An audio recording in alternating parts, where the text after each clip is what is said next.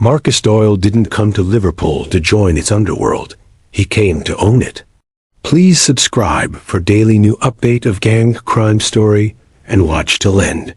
Marcus Doyle stepped off the plane at John Lennon Airport on a cold evening in 2008, dressed in an expensive suit and carrying nothing but a leather bag. To anyone watching, he looked like a successful businessman visiting from Miami. But behind his calm expression was a man with a violent past and a sharp plan. Liverpool was known for its docks, its nightlife, and its criminals. Marcus saw something others didn't: a perfect opportunity. The city's crime world was divided, old families fighting each other for control, and no one truly owned it all. Marcus believed he could change that. He wasn't here to join Liverpool's underworld. He was here to take it. His crew arrived over the next few weeks, blending in quietly. They called themselves the American Crew, though only half were actually American. The rest were ex-soldiers, street dealers, and exiled gangsters from Europe who owed Marcus their loyalty. They began small, opening a flashy nightclub near the city center. It became the crew's meeting place, but more importantly, it was a front for money laundering. Local gang members came there to party, unaware they were being watched and studied. Marcus knew that understanding your enemies was the first rule of power. Soon, the crew started buying properties near the Liverpool docks. They claimed it was for import businesses, but inside those warehouses were hidden rooms filled with unregistered goods, mostly cocaine shipped from Spain. To keep things quiet, Marcus paid off a few customs officers and dock workers. Everyone had a price, and Marcus was willing to pay it.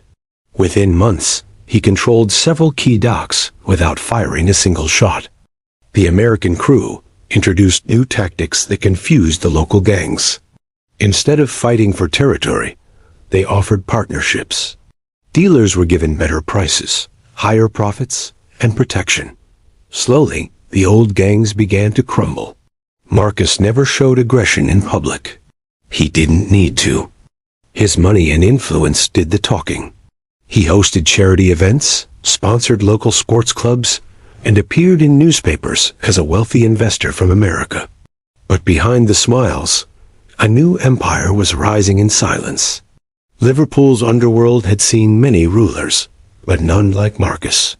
He didn't operate like the street thugs or the loud crime bosses.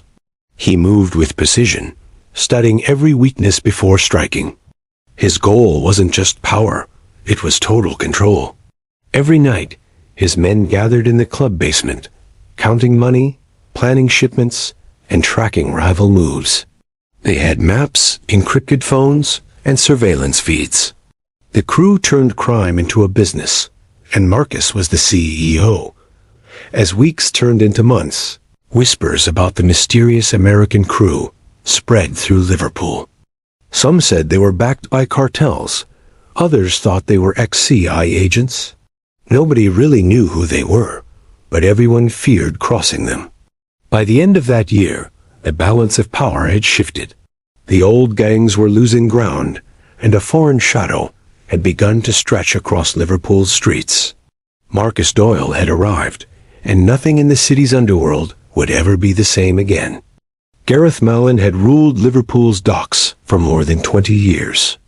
To the locals, he was untouchable, the man who decided what came in and what went out of the port.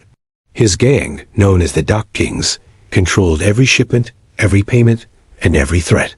For decades, no one dared challenge them. But when the American Crew appeared, Gareth noticed small signs that something was changing.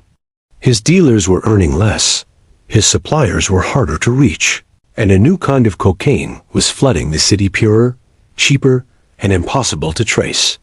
At first, he thought it was a temporary problem. He didn't realize it was the beginning of his downfall. Marcus Doyle had studied men like Gareth long before he arrived. He knew that old leaders became too comfortable, too arrogant to see danger coming. Marcus didn't confront Gareth directly. Instead, he broke down his empire, piece by piece. He sent his men to befriend Gareth's street dealers, offering them a better deal and quick payment. Many switched sides quietly, taking their customers with them. Within months, the Dock King's money flow slowed down, and Gareth began losing his grip. His rivals didn't shoot him. They starved him. One night, Gareth's main shipment, a container filled with millions in drugs, disappeared before it reached the dock. The CCTV cameras had been cut, the guards paid off, and the container was gone without a trace. The next morning, Gareth tore through the city looking for answers. But his own men were too scared to speak. Deep down, they already knew who had done it. Everyone did. The American crew had made their first big move, but Marcus didn't leave evidence. There were no witnesses, no fingerprints, only rumors. That made it even worse. In the following weeks, Marcus met with businessmen, property owners, and politicians who had once worked with Gareth. One by one, they changed alliances, agreeing to Marcus's terms. He offered them more security and fewer risks. They all accepted. Gareth was losing allies faster than he could count. When he finally tried to fight back, it was already too late. His men were abandoning him, his docks were watched, and his contacts had turned cold. The city that once feared him now whispered his name like a memory. A month later, fishermen found a body floating near the docks. Face down, hands tied, a gold chain still hanging from its neck. It was Gareth Mallon. His death wasn't loud or public. It was silent and final. The message spread quickly. Liverpool had a new ruler, and he came from across the Atlantic. The old system of control was gone. The American crew didn't just take over the drug routes. They took over the respect, the fear, and the silence that once belonged to the Dock Kings. By the end of that year, the docks that had fed Liverpool's underworld for generations were now under new ownership. The American crew's flag was invisible, but everyone could feel it. The city's most feared king was gone, and in his place stood Marcus Doyle, calm, calculated, and unstoppable. With the Dock Kings gone, and the docks under his control, Marcus Doyle began transforming Liverpool's underworld into something more sophisticated than the city had ever seen. He wasn't interested in chaos or street violence. He wanted order. His vision was to run crime like a business efficient, silent, and untouchable.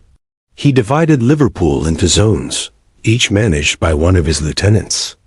Reed Palmer, an ex-soldier with a disciplined mind, handled logistics.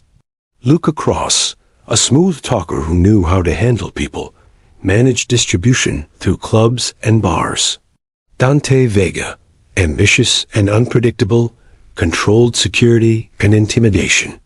Together, they built a network so tight that no deal could happen in the city without Marcus knowing about it. Their operations were clever. They used shipping containers disguised as importing furniture and electronics to bring in narcotics. Local drivers transported the goods through legitimate courier routes. Nightclubs, gyms, and car dealerships were used to launder the cash, all registered under fake names and offshore accounts. To the public, these were just successful businesses run by foreign investors. But underground, they were the lifeblood of a multi-million-pound drug empire. Marcus's genius was in his ability to adapt. He watched how British law enforcement worked, studied their patterns, and avoided unnecessary exposure.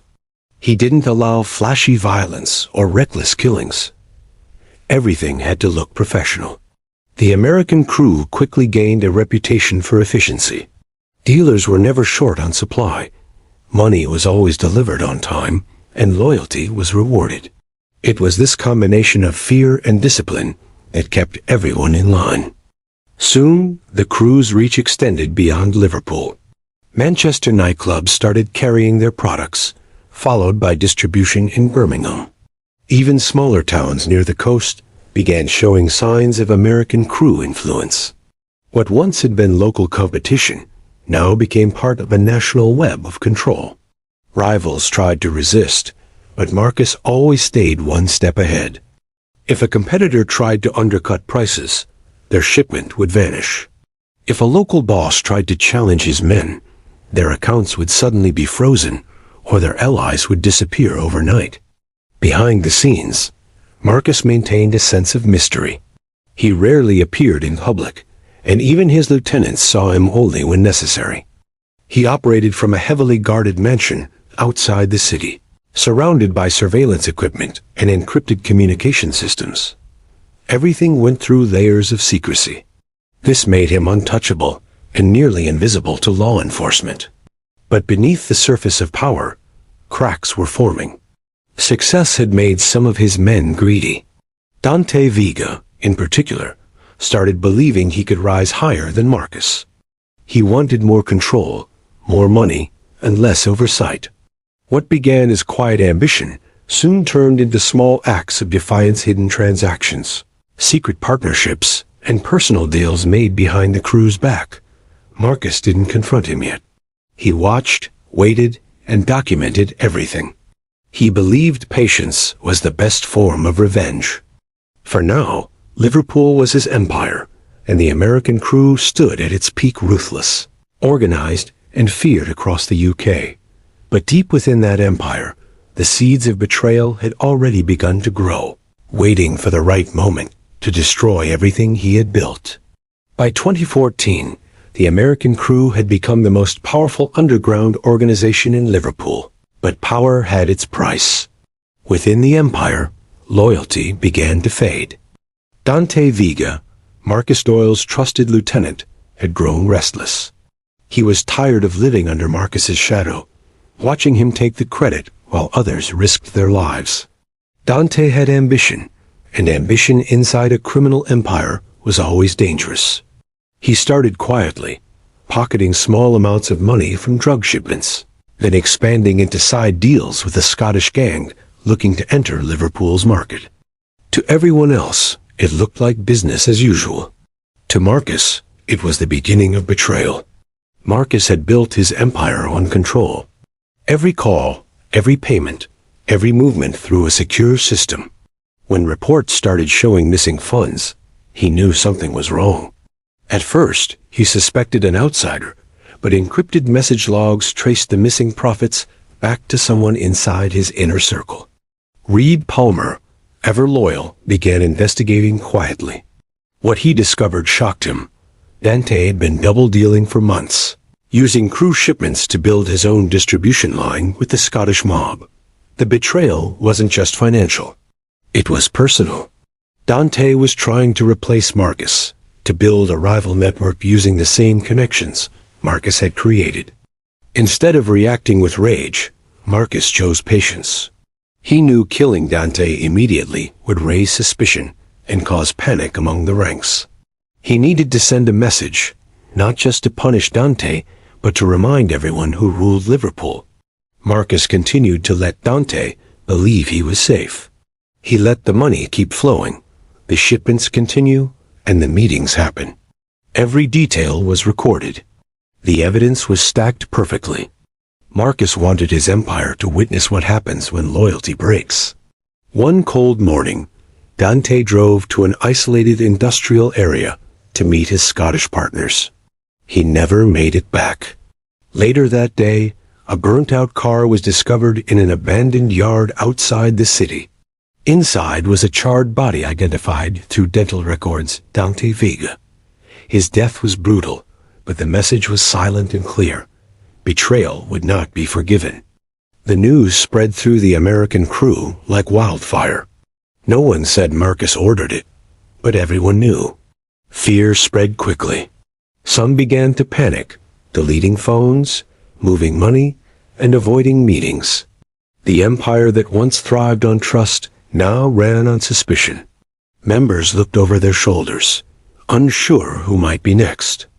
Marcus watched the paranoia grow, but showed no emotion. To him, discipline had been restored, but deep down, he knew something had shifted. The fear that kept the crew in line was also the poison that would break them.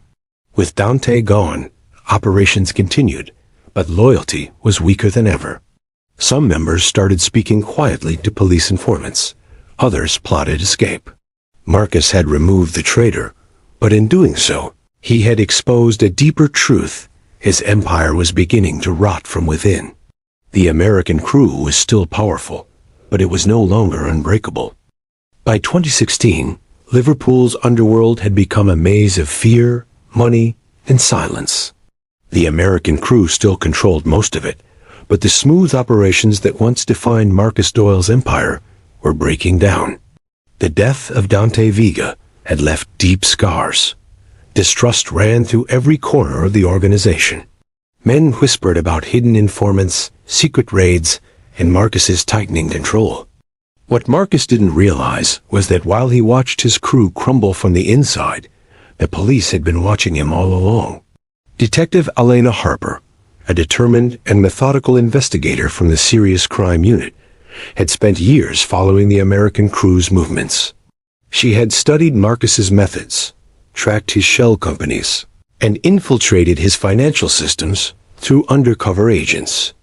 Her operation had been slow, patient, and precise, just like Marcus's own rise. The case was called Operation Dockfall, a plan designed to dismantle the crew in one single coordinated strike. But for it to work, she needed someone from the inside. That person came in the form of Luca Cross, one of Marcus's original lieutenants. Luca had grown tired of living in fear. After Dante's death, he realized Marcus would never allow anyone else to rise. When one of his shipments was mistakenly seized by the police, Elena saw her chance. She offered Luca a deal freedom in exchange for information. It didn't take long for him to agree. For months, he secretly fed the task force crucial details. Phone numbers, meeting locations, financial accounts, and even warehouse blueprints. The empire that had taken Marcus years to build was now collapsing piece by piece, and he didn't even see it coming. When the police finally moved, it was silent and precise. In the early hours of a rainy morning, dozens of unmarked vans surrounded key locations across Liverpool, Manchester, and Birmingham. Within minutes, 12 simultaneous raids took place. Officers stormed nightclubs, car dealerships, and private homes.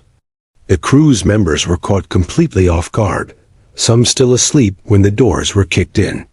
Over £15 million in drugs and cash were seized, along with computers, encrypted phones, and bank documents. The operation had worked perfectly, except for one thing. Marcus Doyle was gone. As officers raided his mansion outside the city, they found it completely empty. His clothes, documents, and electronics had vanished.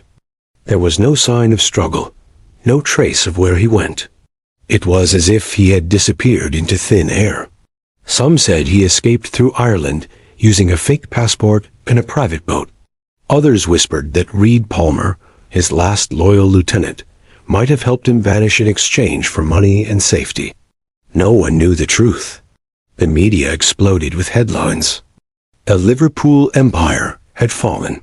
Reporters praised the success of Operation Dockfall, calling it one of the biggest criminal takedowns in UK history. Dozens of crew members were arrested, many facing long prison sentences.